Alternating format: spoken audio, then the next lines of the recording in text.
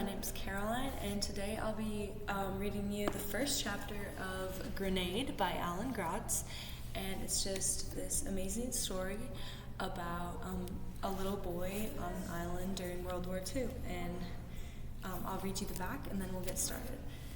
Hideki crept forward until he could see over the ridge. The dirt path below him was lined with American vehicles, gray trucks filled with soldiers.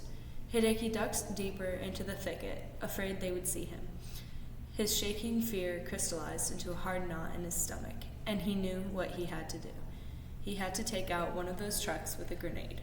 This was his moment. This was his fate. He stood up, fully exposed, if any of the soldiers in the trucks had bothered to look up at him, and got ready to strike. Okay. Chapter 1, entitled Hideki. The end. April 1st, 1945. An American bomb landed 100 meters away. Kaboom! And the school building exploded. Hideki Keneshiro ducked and screamed with all the other boys as they were showered with rocks and splinters. Hideki couldn't believe it. 1 minute his school was there, the next it was gone. Worse, the bombs meant that the American battleships had found them. He turned to run. Don't move. Nobody is to move. Hideki froze. Every atom of his being told him to run, to find a cave somewhere to hide. But Lieutenant Colonel Sanos' voice was so commanding, so forceful, that he didn't move. No one did. Even the governor of Okinawa, who was already 3 steps towards his shelter, stopped in his tracks. Return to your ranks, Lieutenant Colonel Sano yelled. Hideki inched back into line with the other boys and stood at attention, his heart pounding. Takeshi, another 4th-year boy, whimpered softly beside him. Katsumasa, who was Takeshi's best friend, stood ramrod straight, a bead of sweat rolling down his face. What's the matter, babies? Yoshio whispered from the row of students behind them. Ready to run home to mommy? Hideki's neck burned hot with shame for being scared. Yoshio was a 5th-year boy who had made it his personal mission to terrorize all the 4th-year boys, especially Hideki. Yoshio was half a head taller than Hideki, with arms as big as tree trunks and a face full of chickenpox scars that made him look twice as old. Hideki had always been the smallest boy in the school, and Yoshio had never let him forget it. Hideki was 14 years old, but looked like he was 12, with a round, boyish face, thin arms and legs, and short, cropped black hair. Hideki had to keep an ear open for whatever stunt Yoshio might pull behind him, but the rest of him was transfixed on what was happening in front of him. If he could have moved without being scolded, Hideki would have made a rectangle with his fingers, like a photographer had shown him once, to frame a picture of what he was seeing, and what a picture it would have made. 100 boys stood in a small clearing outside what was left of their middle school. All of them wore their tan Imperial Japanese Army uniforms and capes. It was almost 2 o'clock in the morning, and it was dark. The ground shook with the heavy booms of artillery shells falling all around them, fired by American battleships offshore. A single flickering lamp cast an eerie, dreamlike glimmer on 2 rows of students standing on one side of the schoolyard and a row of teachers on the other. In the middle stood their principal, Norio Kojima, alongside the governor of Okinawa and Lieutenant Colonel Sano of the Imperial Japanese Army. Hideki studied Sano, who stood rigid in his khaki uniform and knee-high leather boots. A sword hung from the lieutenant colonel's belt, and the breast of his jacket was crowded with colorful ribbons.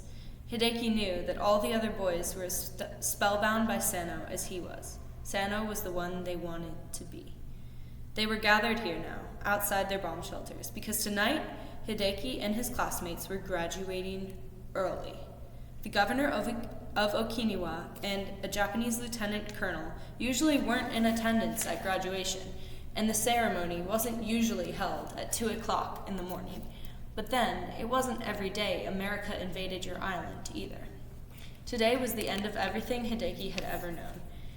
Later this morning, the enemy will land on Okinawa, Lieutenant Colonel Sano announced in his imposing voice as the bombs continued to fall. American devils whose only purpose is to kill you and your families in the most brutal, merciless ways possible. Hideki shuddered, hoping that Sano and Yoshio wouldn't notice. They will hunt your grandparents down and burn them alive, Sano continued. They will torture your mothers, butcher your brothers and sisters. They will try to trick you too, offer you food and kindness. But the food they carry is poisoned, and the hand that beckons you with friendship hides the one behind their back, holding a grenade. Kaboom! Another bomb exploded nearby, destroying a tree that had stood for generations, but no one was going anywhere now. Sano had their attention. Hideki knew that America and Japan had been at war for almost 4 years, fighting each other all over the Pacific in places like the Solomon Islands, the Philippines, and Iwo Jima. Then, a year ago, the Imperial Japanese Army had arrived in force on Okinawa to dig defenses for the inevitable American invasion. Okinawa was a tiny island, just 110 kilometers long and 11 kilometers wide. It lay south of the Japanese mainland and had once been an independent kingdom, with its own language and religion. But Japan had annexed Okinawa and made it a province back when Hideki's grandparents were children. And now, because Okinawa belonged to Japan, the American army was coming to attack. From this moment, Sano went on, his voice heavy with importance, you have graduated from students to soldiers. You are now the blood and iron student corps. Each of you must be ready to die a glorious death in the name of the Emperor. This is your island. It is you who should fight for it, not the Imperial Japanese Army. You must fight like demons to protect your homeland. 1 plane for 1 battleship, 1 man for 10 of the enemy. Another bomb exploded nearby, and Hideki cowered. He agreed with Sano, but if this ceremony went on too much longer, he would never get to trade his life for 10 American soldiers. An American battleship would kill him and all the rest of the students with 1 shot. Fearless as he was, Sano seemed to come to the same conclusion. He nodded, and one of his lieutenants went down the road to put 2 grenades into the hands of each middle schooler. Hideki glanced at Takeshi and Katsumasa in disbelief. The Ija was giving them real grenades. Hideki accepted his 2 grenades. Each was cylindrical, like a drinking cup, and weighed about a pound. They were a little bigger than Hideki's hands and looked like pineapple-shaped lanterns painted shiny black. What's this? Yoshio asked, and Hideki turned to look. Yoshio had been given 2 grenades that were very different from Hideki's. Yoshio's grenades were made out of pottery. The American naval blockade has made metal scarce, the lieutenant explained. Some of you will be given ceramic grenades. Ceramic? Yoshio said when the lieutenant moved down the line. But if these crack, they're useless.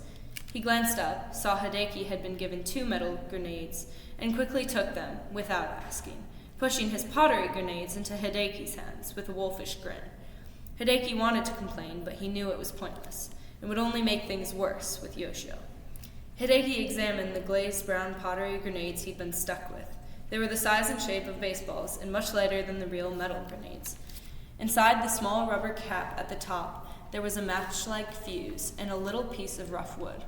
You activated the grenade by striking the fuse against the wood, but Hideki had no idea how fast the fuse burned and how long he would have before the grenade exploded.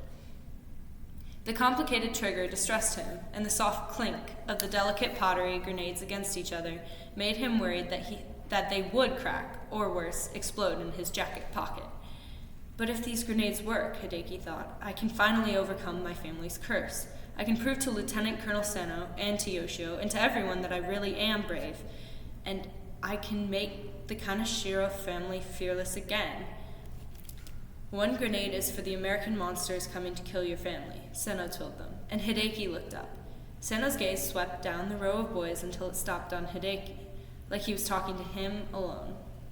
Then, after you have killed as many Americans as you can, Sano added, you are to use the other grenade to kill yourself.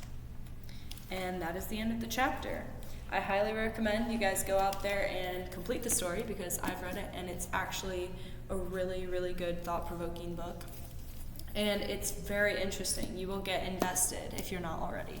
So I hope you enjoyed it, and we'll see you next week for our first chapter Friday. Bye!